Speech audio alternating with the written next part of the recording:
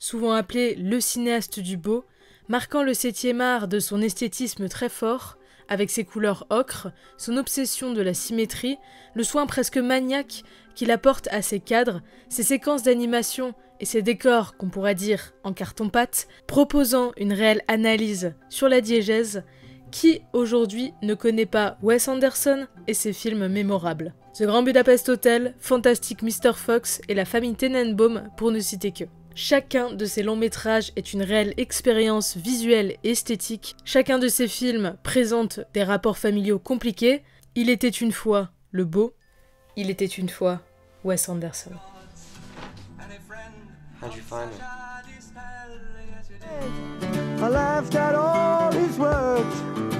I thought he was.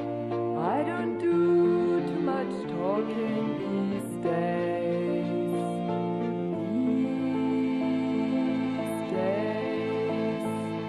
These days I seem to think a lot about the things that I forgot to do. Wes Anderson, donc nous le connaissons tous, réalisateur américain qui a réalisé 10 films et qui connaît un plutôt bon succès depuis ses débuts. Donc revenons un peu en détail sur sa vie et son œuvre. Comme dit en introduction, Wes Anderson a une obsession, le thème qui est mis en avant dans tous ses films, la famille et surtout la filiation. Les mauvais pères, ce n'est pas ce qui manque dans les films du metteur en scène. Dans ces films, ce sont presque les enfants les plus débrouillards, comme si les personnalités entre enfants et adultes avaient été inversées.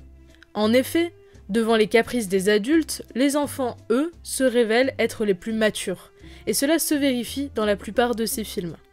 Juste pour le prouver, dans La vie aquatique, Zissou est un homme capricieux, à toujours vouloir un nouveau jouet, un nouveau fils, un requin, c'est la même chose que pour Royal Tenenbaum. Pourtant, les enfants, eux, comme dans Moonrise Kingdom, se montrent étrangement débrouillards, ou même surdoués et matures, comme Max dans Rushmore. Pour Wes, être adulte n'est pas forcément un signe de maturité, au contraire. Mais malgré ça, il n'est pas foncièrement fâché avec les adultes, car pas un de ses films ne se finit pas sur un espoir ou une réconciliation en quelque sorte. Le personnage typique chez Wes Anderson, c'est évidemment le garçon en manque de famille et surtout en manque de père. Aussi d'acceptation, bref, toutes ces choses, il les trouvera à un moment donné dans le film, mais pas forcément venant de sa famille biologique. Le réalisateur adore ces personnages d'ailleurs qu'il écrit avant même d'avoir écrit son histoire. Histoire elle-même qu'il écrit la plupart du temps avec ses amis. Il est connu que Wes aime travailler en famille, toujours avec la même équipe, dont Robert Yeoman, son directeur de la photo attitré, Andrew Weisblum, son monteur, et évidemment ses acteurs, Bill Murray, Owen Wilson, Jason Schwartzman, pour ne citer que. Sans oublier ses scénaristes, avec qui il écrit tous ses films, Roman Coppola, Noah Boschman et Owen Wilson à nouveau. C'est avec eux que Wes trouve cet humour, ce décalage amusant, qui rend la plupart du temps les situations de ses films incongrues. On parle souvent de l'esthétisme de Wes Anderson, ses plans symétriquement parfaits, ses compositions à couper le souffle, ses couleurs pastel, cet amour du velours et les couleurs ocre. Mais on oublie parfois de parler de ce que cet esthétisme apporte à ses films. En effet, plus qu'être un aspect juste décoratif, il y a une réelle volonté de casser les codes. Des prairies vertes, un ciel bleu, très peu pour lui.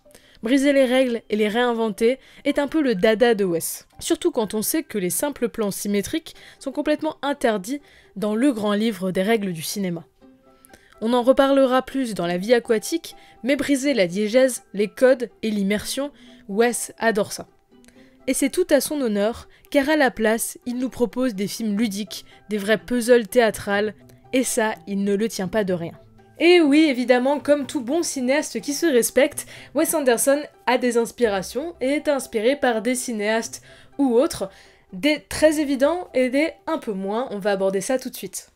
Wes Anderson n'a pas de limite, s'inspirant de toutes les formes d'art qu'il affectionne. Des tableaux à l'aspect romanesque de ses histoires, des chapitres aux scénettes, on parlait de sa dimension théâtrale dans son cinéma, ce rideau rouge dans Rushmore ou La vie aquatique, ses dialogues et ses représentations scéniques fréquentes, les personnages aussi sortent tout droit d'une pièce comique et prétendent constamment être ce qu'ils ne sont pas.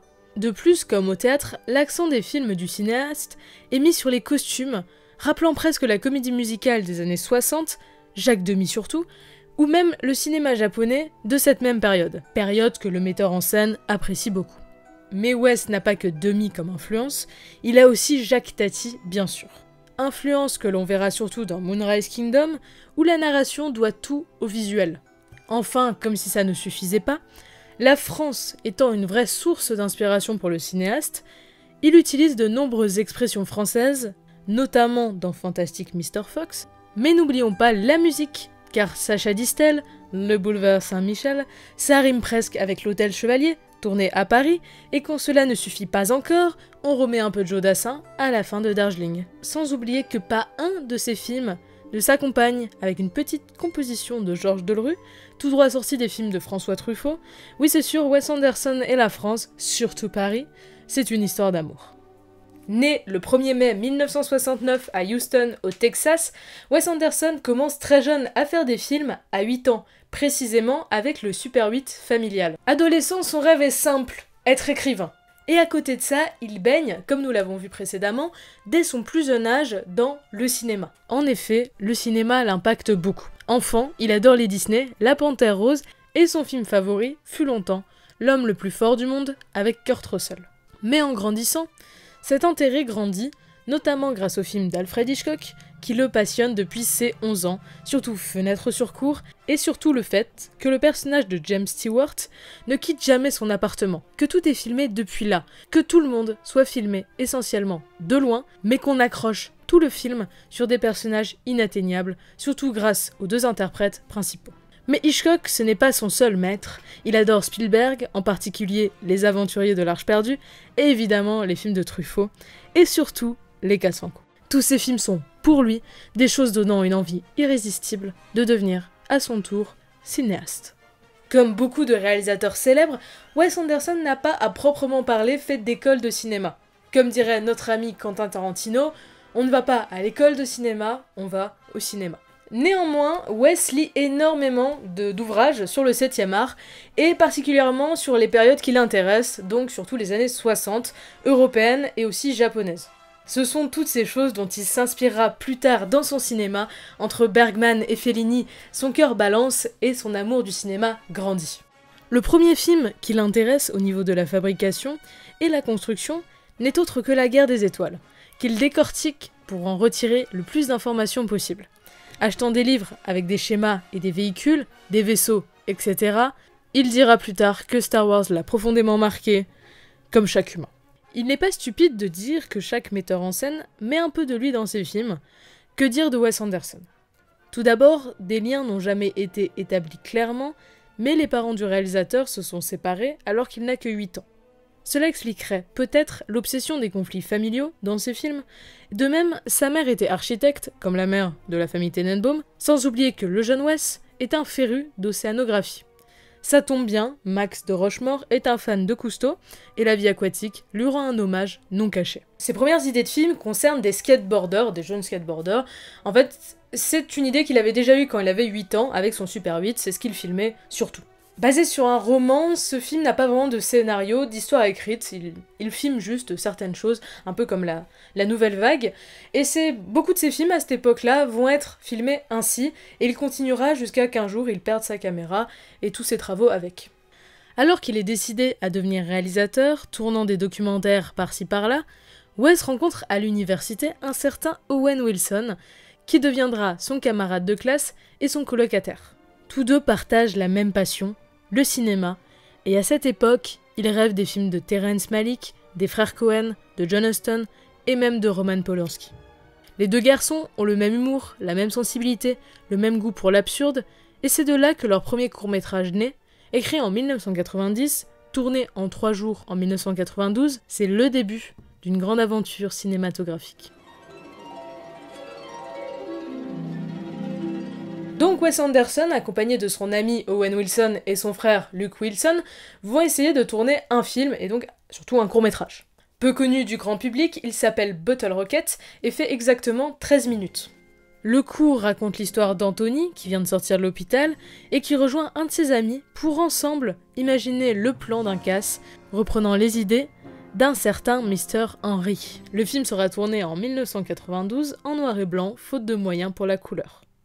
Présentant des thèmes bien connus du cinéma de Wes Anderson, notamment la figure du père absent, le personnage d'Owen Wilson parlant constamment de Mr. Henry qu'il considère comme un père ou un maître, le film présente également le thème du braquage et surtout du fantasme du braquage. Le court est présenté au Sundance Festival en 1993 et attise beaucoup la curiosité. C'est un réel petit succès pour ce réalisateur encore inconnu qui va donc collaborer avec Columbia pour faire un long de ce court. Il reprend pour ce faire la même histoire, les mêmes acteurs, et le film, le long du coup, sortira en 1996. Selon Wes Anderson, comme son court n'était pas à la base fait pour être un court, en fait c'est plutôt le manque d'argent qui les a obligés à faire ça, c'était plutôt facile de le transformer en long. De même, grâce à l'argent, cette fois, le film ne sera pas en noir et blanc, mais il sera en couleur. Avec une très grande importance mise sur la musique de Mark Motherboggs, le film est produit par Jim Brooks, avec en plus James Caan au casting, acteur connu pour avoir joué dans plusieurs films de Howard Hawks et dans Le Parrain. Sans oublier Bob Yeoman, en directeur de la photographie, qui restera à ce poste pour tous les films à venir de Wes, participant à donner ce style si particulier à leur film. Bref, le film aurait dû marcher. Et si je dis qu'il l'aurait dû, c'est parce qu'il ne l'a pas fait. Le film fini, il n'a été présenté à aucun festival, et c'est pas faute d'avoir essayé. Même le Sundance, qui avait présenté le court, ne voulut pas présenter le long. Le screen test fut un des plus catastrophiques de l'histoire de Columbia. 85 personnes sur 250 sont parties avant la fin du film. Je vous dis pas combien ont apprécié, pas beaucoup. Bref, ce fut un désastre. C'est un échec qui fit beaucoup de mal à Wes Anderson. Le film n'eut même pas de première, les studios voulant perdre le moins d'argent possible. Il fut juste distribué dans quelques salles, mais vraiment pas beaucoup. Et dans ces salles, le film n'a pas marché avec beaucoup de gens en réalité, beaucoup le trouvant ennuyeux, et il n'y a que Jim Brooks, le producteur du film, qui arriva un petit peu rassurer Wes Anderson en lui disant qu'il était un bon réalisateur. Dans tous les cas, il est faux de dire que ce film n'a rien à voir avec le reste de ses films. Wes Anderson aura accordé une importance cruciale à l'écriture de ses personnages, à ses acteurs, peu à l'aspect, c'est vrai, c'est surtout cela qui dénote du reste. Néanmoins, il y a cette idée de recherche d'un modèle, qui n'est pas forcément le bon, d'amis ou de famille faisant des projets qui n'ont aucun sens. Ce sont des choses qui arrivent dans presque chacun de ces films. Ici, les deux scénaristes étaient à la fac, ils venaient de finir leurs études, et Wes Anderson dira que c'est leurs sentiments, à eux deux, qu'ils ont retranscrits dans ce film. Des jeunes pleins d'énergie, avec l'envie de faire quelque chose, ils planifient des choses très ambitieuses donc, mais ils ne savent pas ce qu'ils veulent accomplir. Ainsi, beaucoup de choses dans ce film sont autobiographiques, comme dans beaucoup de ses films. Enfin, pour parler brièvement du titre du film, Bottle Rocket, en fait, ce sont des pétards un peu bon marché qui font pas grand chose, et ça se rapporte en fait au personnage du film, personnages qui parlent beaucoup mais en fait font pas grand chose. Finalement peu projeté, comme dit précédemment, le film engendre seulement 560 069 $ pour un budget de 7 millions. Il n'est par ailleurs jamais sorti au cinéma en France, d'où le fait que beaucoup pensent que le premier film du réalisateur fut Rushmore, dont nous allons parler tout de suite. Malgré ce premier échec, Wes n'abandonne pas pour autant. Il veut réaliser à nouveau, sans peur que les studios ne lui accordent plus d'argent. À nouveau, il recommence à écrire avec Owen Wilson et scénarise un film qui lancera tous les codes de son cinéma. Les deux veulent créer leur propre réalité fantaisiste, pour les citer. Le synopsis, ils l'avaient déjà bien avant d'écrire Bottle Rocket, ils voulaient tous les deux faire un film se déroulant dans une école privée. Et donc l'histoire, c'est celle de Max Fisher, un garçon de 15 ans, génie dans son genre, mais extrêmement brouillon. Devenant ami avec son proviseur, mais aussi amoureux d'une professeure de l'établissement. Mais alors, à qui ressemble Max ? Owen ou Wes ? En réalité les deux, car Owen et Luke étaient dans une espèce d'école exactement comme Max, d'où ils se sont fait renvoyer. Wes ressemble à Max dans ce côté très ambitieux mais pas du tout scolaire. Cette envie de faire plein de choses, ces petites manies qu'ont Max, et aussi dans ses mensonges, parce que Wes Anderson a avoué être un bon menteur quand il était jeune, comme Max.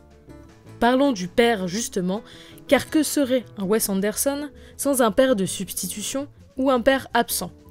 Ici c'est à Bill Murray d'avoir cette tâche, ce film marquant au passage la première collaboration entre l'acteur et le cinéaste qui ne se quittèrent plus, même pour un film après ça. Wes était un grand fan de Ghostbusters.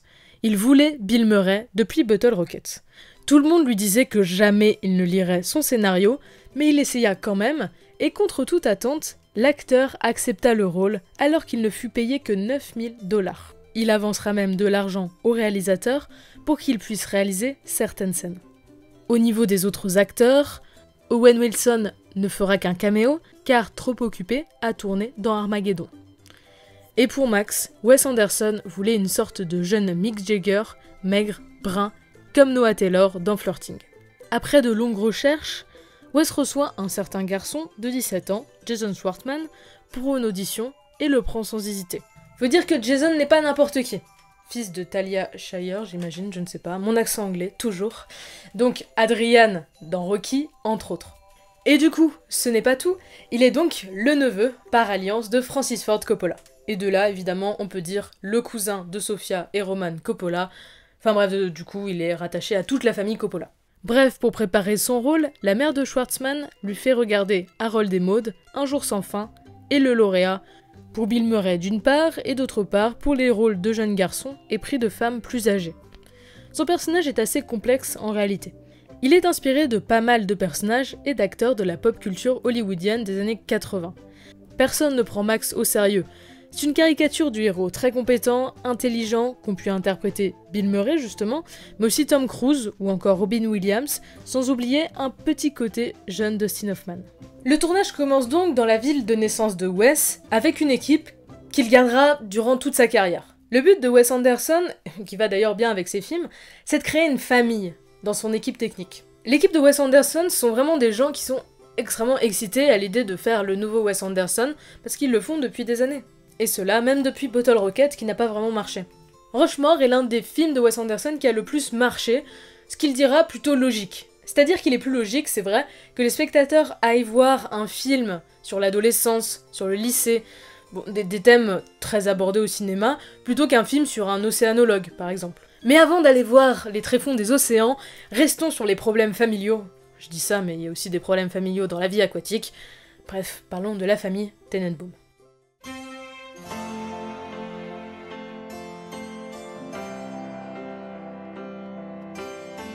Et à nouveau une collaboration avec Owen Wilson, à nouveau des problèmes familiaux, une famille qui se répare, des problèmes de cœur, enfin bref, du Wes Anderson. The Royal Tenenbaum à la française, titre faisant un petit clin d'œil au deuxième film d'Orson Welles, The Magnificent Amberson. Le film raconte l'histoire des enfants Tenenbaum, tous surdoués, connaissant jeunes le divorce de leurs parents à cause de leur père infidèle. Bien des années plus tard, la famille se retrouve réunie à nouveau à cause de leur père. Et c'est vraiment la famille qui est mise à l'honneur dans ce film. Famille plutôt dysfonctionnelle, le père en est la principale cause, n'intégrant pas franchement sa fille adoptive dans la famille, mettant une certaine distance entre lui et ses enfants, et cela se répercute évidemment sur les enfants qui se détestent plus ou moins, surtout le personnage de Chaz, qui semble être celui ayant le moins bien vécu la séparation. Le film accorde évidemment une grande importance aux personnages, vu que l'histoire est autour d'eux, mais pour la première fois, même si Rushmore avait un peu introduit ça, Wes Anderson va vraiment se lâcher sur les costumes, et c'est le premier film du réalisateur à vraiment mettre en avant et assumer un style de costume un peu grotesque, mais complètement assumé, ce qui se répétera par la suite. Pour un budget de 21 millions, Wes Anderson tournera dans New York, même si en réalité il préférait tourner en studio. Néanmoins, on se rend pas vraiment compte quand on regarde la famille Tenenbaum que ça se passe à New York, sauf si on connaît vraiment bien cette ville, parce que tous les détails un peu emblématiques ont été cachés dans le film. Pour la photo, le metteur en scène adopte les couleurs chaudes qu'il affectionne tant. Chacun de ces plans est calculé, tout est là pour montrer la distance entre l'enfance et le vieillissement. Rarement sur le même plan, c'est comme si la caméra préférait s'approcher des enfants innocents que des adultes et leur conflit qu'elle fuit tout au long du film. Il est d'ailleurs intéressant de noter la sensation d'étouffement que provoque le film. Beaucoup de membres très resserrés dans les cadres, des pièces exiguës. Chaque personnage semble enfermé par l'autre et veut juste partir loin. Et en ça, le film pourrait essayer de donner, au début du film du moins, au spectateur le même sentiment qu'à Chaz. L'envie de fuir, de ne pas vouloir participer à ça, et de se sentir prisonnier des obligations. Donc le film remporte 71 millions de dollars, encore une bonne réussite pour le réalisateur, et lui et Owen Wilson seront même nommés aux Oscars pour le meilleur scénario original. Et là enfin, Wes Anderson va pouvoir réaliser le film qu'il a dans la tête depuis quelques années, mais qu'il avait peur de réaliser, car il pensait que le public n'allait pas forcément suivre. Maintenant il a un petit nom dans le milieu, il a pas mal d'argent pour le faire, il va donc concrétiser son idée et réaliser le film sur son océanologue, La vie aquatique.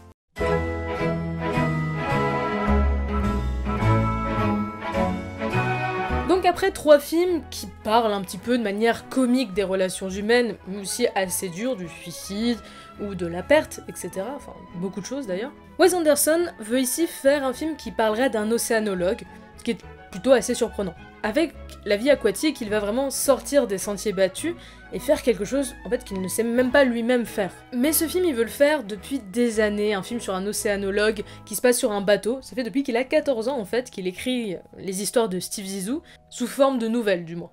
Et donc à partir de ces nouvelles, qu'il a écrites quand il était adolescent, il va écrire un vrai scénario, accompagné d'un nouveau membre de l'équipage, Noah Baumbach, je ne sais jamais comment on prononce, donc le réalisateur qui réalisera beaucoup plus tard, en 2019, Marriage Story.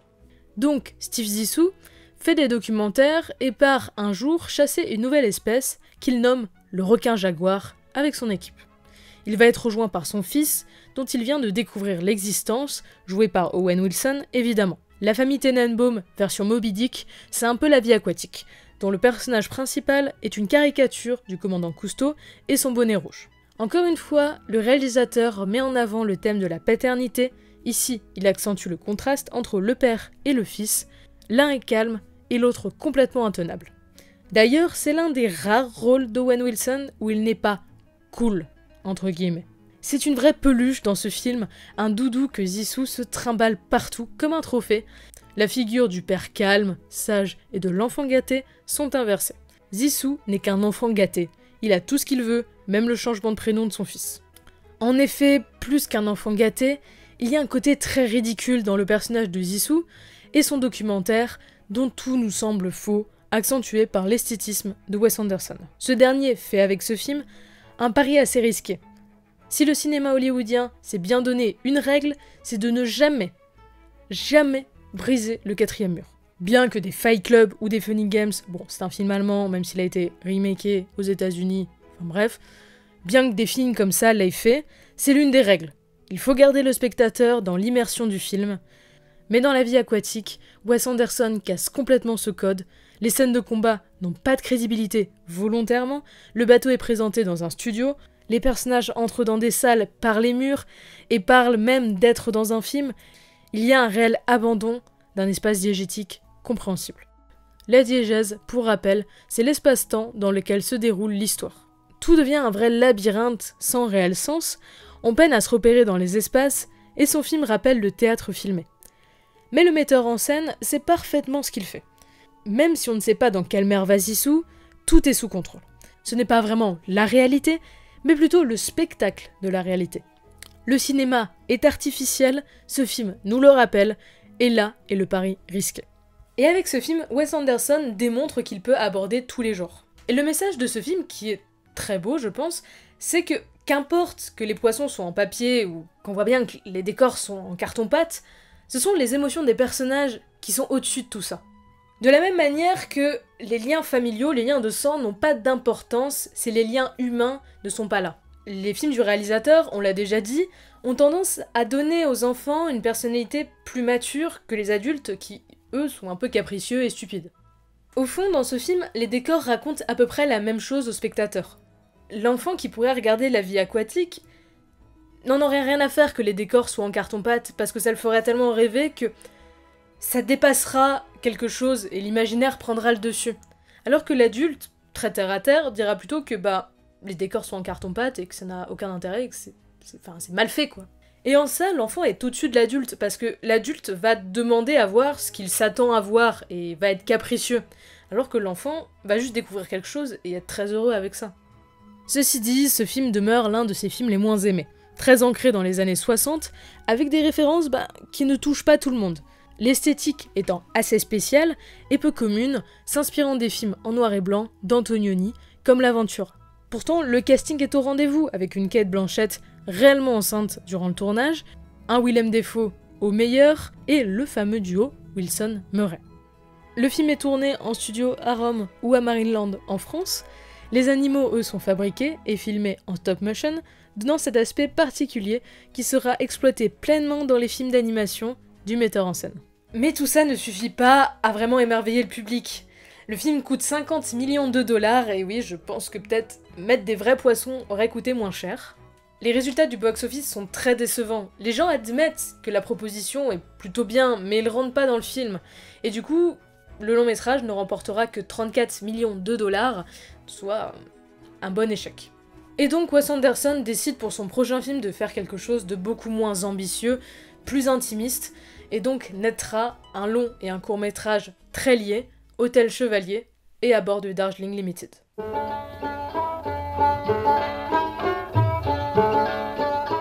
Donc même si vous avez vu À bord du Darjeeling Limited, il y a des chances que vous n'ayez pas vu Hôtel Chevalier, court-métrage devant précéder le visionnage du long-métrage.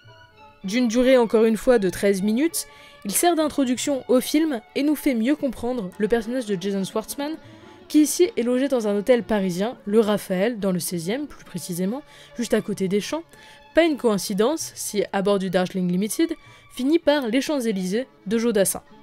Donc, dans cet hôtel, presque personnifié, Jack fuit, il est hors du temps, des époques, il change d'univers, de pays, et tente d'échapper à la réalité, ce qu'il continuera dans le film d'ailleurs.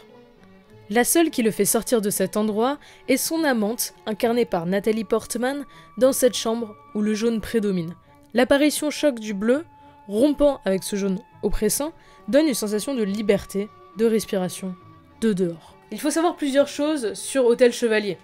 Déjà, lorsque Wes Anderson engage les deux acteurs principaux à titre gratuit, il ne les a pas payés, son but c'est surtout de faire un court-métrage étudiant. Il n'a pas du tout pour but de le relier à un autre film, mais lorsqu'il écrit le personnage dans Hôtel Chevalier de Jason Schwartzman, eh bien il se rend compte qu'il ressemble énormément à un des trois frères d'un long-métrage qu'il est en train d'écrire, et là lui vient l'idée de relier les deux. Donc Hôtel Chevalier se déroule 2 semaines avant À bord du Darjeeling Limited. Le problème, c'est comment faire pour que les spectateurs voient le court et le long. Ça a été assez simple, aux États-Unis du moins, le court était projeté directement avant le long. Et finalement, le court est très très bien accueilli, certains spectateurs, certains critiques aussi, disent même qu'il est meilleur que le long. D'ailleurs, malheureusement, ce court-métrage est assez connu parce qu'il y a une scène de nu avec Nathalie Portman, où on la voit avec beaucoup d'échymoses sur le corps. Ça a fait beaucoup scandale à l'époque, et Nathalie Portman fut assez scandalisée de voir que les gens retenaient simplement ça du court-métrage, et pas du tout la beauté en elle-même du court, et du coup elle refusera à l'avenir de poser nue dans des films. Bref, j'ai donc dit que Hôtel Chevalier était plus aimé que À bord du Darjeeling Limited, je ne suis pas d'accord avec ça, mais c'est vrai que À bord du Darjeeling Limited est un film de Wes Anderson qui est très mal aimé, voilà, encore un, donc on va en parler tout de suite. Donc le film suit cette histoire, Jack rejoint ses deux frères, interprétés respectivement par Owen Wilson et Adrian Brody, et ensemble, sous la demande du personnage de Wilson, ils vont se lancer dans un voyage, une sorte de périple spirituel à travers l'Inde pour faire le deuil de leur père et de se retrouver comme de vrais frères. Vous l'aurez compris, le père absent, la mère absente, les frères qui s'entre-déchirent et le personnage d'Adrian Brody qui n'est pas à l'aise avec sa paternité, il y a tout d'un film andersonien, comme on dit.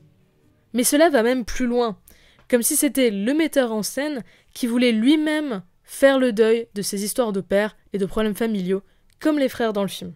Pas une fois le père sera présent, il n'y a pas de figure paternelle. Au début, il n'y a aucun repère familial plus âgé de disponible, pas de substitution possible. Le personnage du père se résumera aux valises. Valises dont il faut se débarrasser.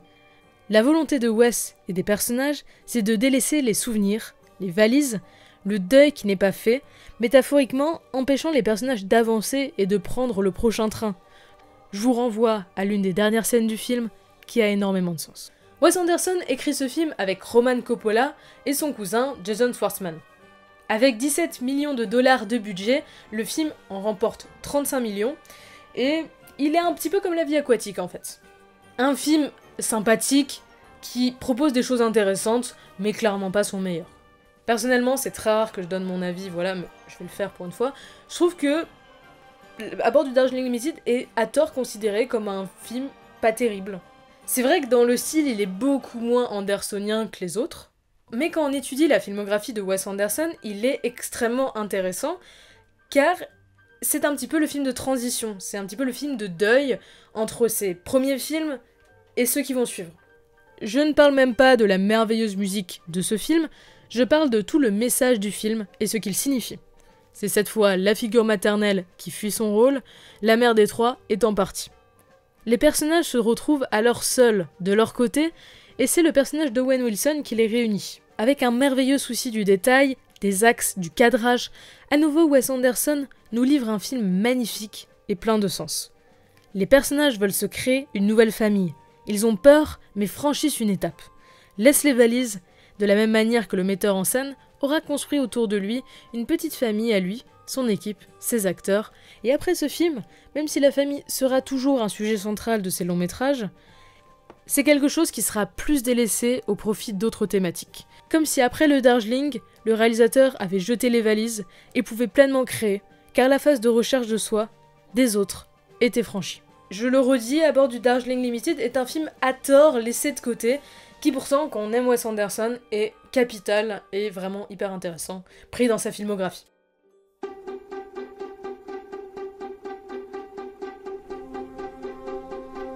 Lorsque Wes Anderson a 7 ans, sa mère lui offre un livre de Roald Dahl, et ce livre, c'est Fantastique Maître Renard. Le livre, c'est l'histoire d'un renard qui vole au fermier avec sa famille, et depuis ce jour, depuis qu'il a lu ce livre, Wes Anderson voue une admiration pour Roald Dahl. Il s'inspire d'ailleurs beaucoup de sa littérature, et un jour, ce qui doit arriver arriva, il décide de faire une adaptation de ce roman. Et plus que ça, il franchit un cap dans son esthétisme et va créer un film d'animation.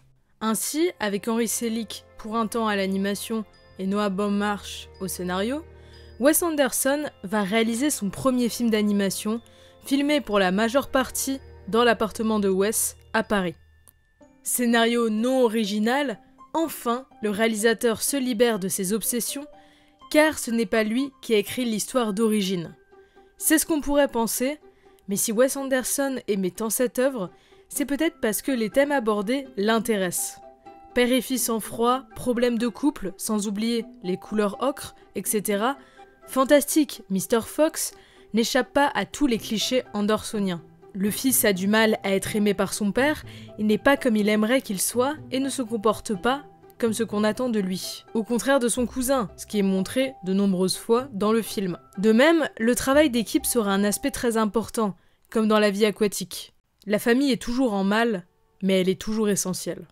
Et au niveau du casting, on retrouve des têtes assez connues du cinéma de Wes Anderson, Jason Schwartzman, Bill Murray, Owen Wilson, Brody, Dafoe, et j'en passe. Et on a aussi des petits nouveaux comme Meryl Streep et George Clooney.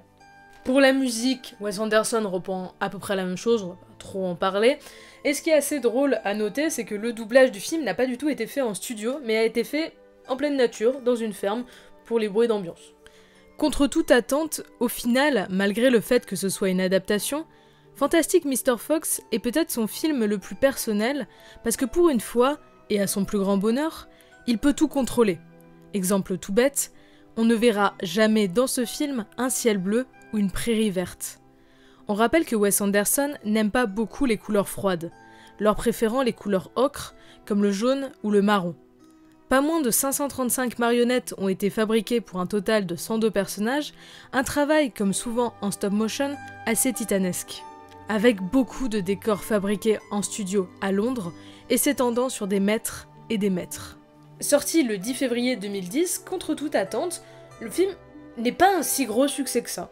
Au niveau des recettes, il rembourse tout juste son budget. Par contre, il obtient un énorme succès critique, ça on peut pas le nier. Tous les magazines de cinéma encensent le film, même les cahiers du cinéma, attention, et il reçoit le Cristal à Annecy, il est nommé plusieurs fois aux Oscars, enfin bref, une réussite. Néanmoins, il ne reçoit aucun Oscar, parce qu'il est nommé en meilleure musique et en meilleur film d'animation évidemment, et c'est Là-haut qui remportera tout ça. C'était pas la bonne année pour aller aux Oscars, je pense. Mais heureusement, son prochain film va connaître un plutôt gros succès. Non, ce n'est pas The Grand Budapest Hotel, pas encore, c'est évidemment Moonrise Kingdom.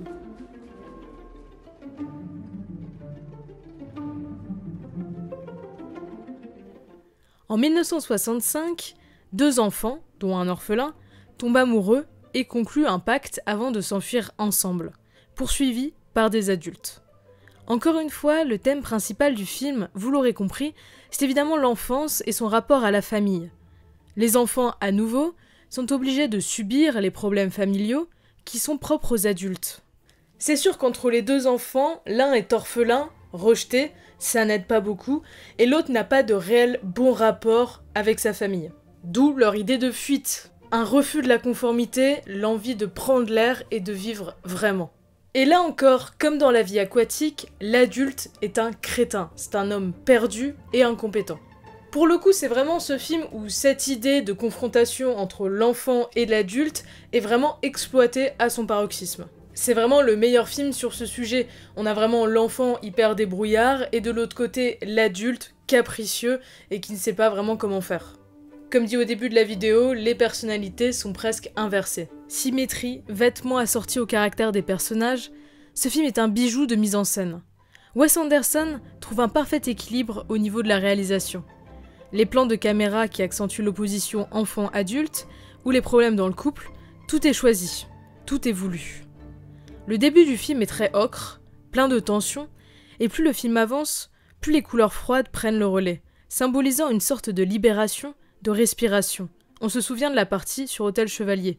Le bleu est une bouffée d'air chez Wes Anderson, représentant une certaine sérénité. C'est une merveille à voir, même si l'on n'apprécie pas le thème.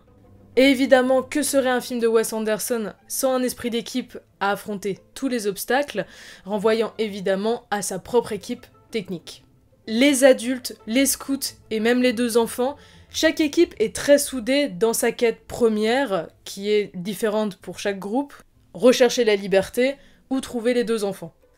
Et c'est peut-être ici que pour certains, il y a un hic chez Wes Anderson. Montrer des groupes, de l'entente, des réconciliations et une happy end après des aventures plutôt désastreuses, sachant qu'à la base, les personnages sont en tension, c'est mignon, idéaliste et positif, mais pas très réaliste. C'est un petit peu la même chose, en caricaturant, que ce qu'on appelle le pouvoir de l'amitié. Beaucoup sont dérangés par cet aspect de son cinéma, car la réflexion y est, selon eux, plutôt minime. La poignée de main à la fin de Moonrise est, je pense, une bonne preuve de ce pouvoir amical ou fraternel qui ressort partout chez Wes Anderson. Ceci dit, parlons un peu de la technique. Ce film a été co-scénarisé avec Roman Coppola. Cela faisait longtemps que Wes Anderson voulait faire un film sur l'enfance. Et ce fut assez dur de trouver 2 jeunes acteurs qui allaient vraiment avec l'image que voulait renvoyer Wes Anderson. Familiarisés avec les années 60 que Wes adore, les 2 jeunes sont étonnamment vraiment bons. On voit dans le travail de recherche qui a été mené par Wes Anderson avec les enfants qu'il y a une réelle envie de faire quelque chose de bien et d'aller loin. Le film sera tourné sur l'île Prudence, au nord-est des États-Unis, où les décors d'époque furent créés. Tout est recherché, coloré et correspondant bien au goût atypique, presque kitsch, du réalisateur. Les musiques viennent encore une fois d'un peu partout, avec des splats à la composition à nouveau. Malheureusement, ce n'est pas tout ça qui rend la critique unanime. Au contraire, le public est assez divisé sur ce nouveau long métrage. Avec ces personnages qui se détestent, mais qui finissent par se réconcilier par un claquement de doigts, chose plutôt commune du cinéma de Wes Anderson. Après, c'est particulièrement le cas ici, mais bon bref, c'est ça qui dérange. Oui, la réalisation est parfaite, oui, les acteurs sont géniaux, mais pour le public, s'il y a 3 scénaristes ont fait que ça, bah c'est un peu léger. Mais heureusement, la beauté du film est là, mais pour pas mal de spectateurs, ça ne suffit pas à faire un film. Finalement, ce film n'est pas son plus gros succès, mais c'est pas son plus gros flop non plus, il se rentabilise en tout cas. Il est présenté à Cannes et nommé aux Oscars dans la catégorie du meilleur scénario, comme quoi. Enfin bref, c'est un plutôt bon parcours. Enfin bref, c'est le moment de passer à du très gros, que vous attendez sûrement depuis le début, donc bref, musique.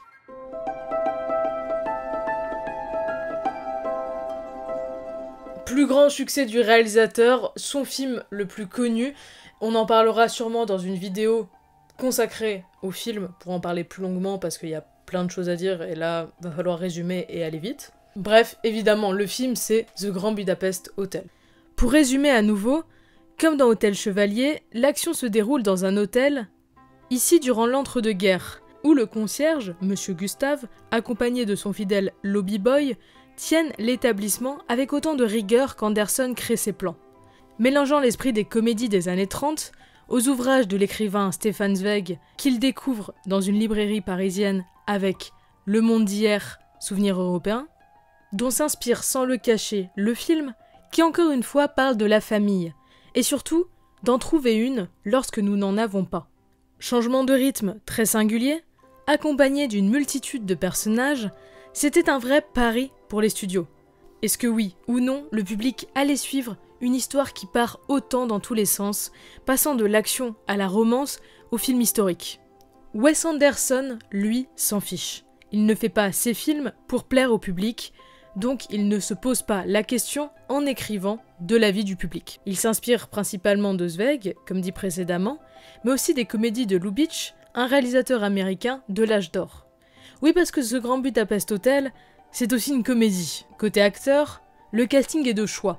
Même si Johnny Depp était envisagé pour être Monsieur Gustave, c'est finalement Ralph Fiennes qui aura le rôle. Bill Murray et Owen Wilson sont aussi de la partie, sans oublier Tilda Swinton, Adrian Brody et j'en passe. Le film a été tourné en Allemagne pour 25 millions, en studio et en extérieur. Plusieurs modèles miniatures ont été utilisés pour l'hôtel notamment. Je dis miniature, mais en réalité le truc fait 3 mètres.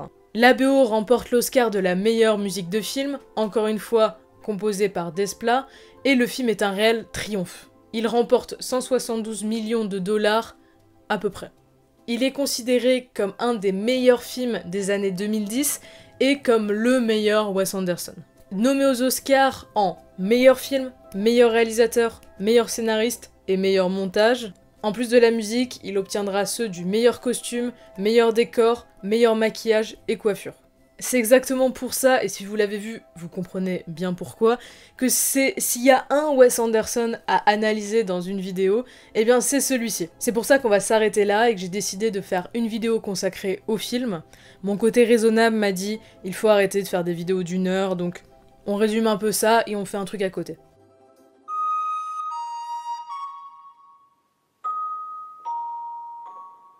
Donc on va commencer à conclure tout ça en parlant de son dernier film en date, si The French Dispatch n'est pas encore sorti, donc évidemment son deuxième film d'animation, L'île aux chiens.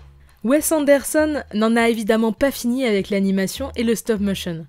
Après avoir abandonné l'idée de réaliser un remake de L'Or de Naples de De Sica, il décide finalement de réaliser un film sur les chiens, et si l'influence japonaise, surtout venant de Kurosawa, est toujours bien visible, si les acteurs sont toujours plus ou moins les mêmes avec Jason Schwartzman au scénario, et le style global similaire au reste de la filmographie de Wes, étrangement, le film, même si bien accueilli, reste l'un de ses films les moins appréciés. C'est dans un futur dystopique que se déroule l'action. Alors qu'une grippe canine oblige le maire d'une ville à mettre tous les chiens en quarantaine sur une île. Bref, un jeune garçon va vouloir récupérer son chien sur l'île et se fera aider par une bande de chiens, en gros, pour faire simple. Et évidemment, le jeune garçon en question n'est autre que la pupille du maire, parce que ses parents sont morts. On revient à nouveau sur les problèmes parentaux. Et même s'il y a déjà eu des milliers de vidéos sur le sujet, montrant les coulisses de ce film en stop motion, même de Fantastic Mr. Fox d'ailleurs, je répète qu'il faut s'attarder sur le travail monstre qu'il y a derrière ce long métrage, des semaines de travail pour quelques minutes, des constructions au détail près, un grand respect rien que pour ça. Car au fond, L'île aux chiens a pour qualité principale sa réalisation, pas son scénario. Et serait-ce le cas de la plupart des films de Wes ? J'ai dit la plupart ? Ben oui. Sur le fond, les scénarios de Wes Anderson sont atypiques. Les personnages ne ressemblent pour la plupart à aucun autre, mais sur le fond, c'est des structures narratives très simples, voire trop simples selon beaucoup de spectateurs. Et s'il y avait peut-être une chose à reprocher à Wes, ce serait sûrement ça. Et peut-être son obsession pour la famille. Car dans L'île aux chiens, je ne veux pas spoiler, mais il y a énormément de rapports à la famille, la fraternité, et se créer une nouvelle famille justement. Enfin bref, le film n'est pas un flop, il gagne l'Oscar du meilleur film d'animation cette fois, et celui de la meilleure musique de film. Il est même adapté en manga, mais À la sortie du film, beaucoup de gens restent sur leur faim. Il y avait une grande attente qui entourait ce film, quand même le deuxième film d'animation de Wes Anderson, etc. Donc toute l'attente a résulté sur une petite déception. Donc les gens sont sortis un peu déçus et se sont pas dit que c'était le meilleur film du monde, sans trouver ça mauvais. Et là, j'arrive à ma conclusion. Wes Anderson est un cinéaste qui sait évoluer, apporter de nouvelles choses, tenter de nouvelles choses, et dans la production actuelle, il paraît comme un metteur en scène qui apporte son propre univers avec un style très marqué, ce qui n'est pas commun. Mais chez les spectateurs, un doute subsiste. N'aurait-il pas fait le tour finalement de ses questionnements père-fils, de ses histoires de famille et de sa quantité impressionnante de personnages et d'acteurs qui donnerait presque le tournis? Son prochain film semble encore une fois prendre cette voie. Gros casting, gros décor, style marqué, à chacun d'en juger, mais Wes Anderson fait partie de ces réalisateurs qu'on ne peut pas vraiment détester. On peut se sentir proche de son univers et être plus ou moins fan. On peut au contraire ne pas se sentir proche de cet univers et de ses questionnements, mais il sera dur pour chacun d'entre nous d'affirmer avec un minimum de réflexion et de bonne foi que Wes Anderson n'apporte pas quelque chose au cinéma actuel et que rien que son style, qui en inspirera plein d'autres, n'est pas à lui seul une raison d'aller voir ses films et n'est pas une proposition pertinente. Après, son cinéma est-il plus que de l'esthétisme? Ses scénarios sont-ils vraiment intéressants? C'est un bon débat.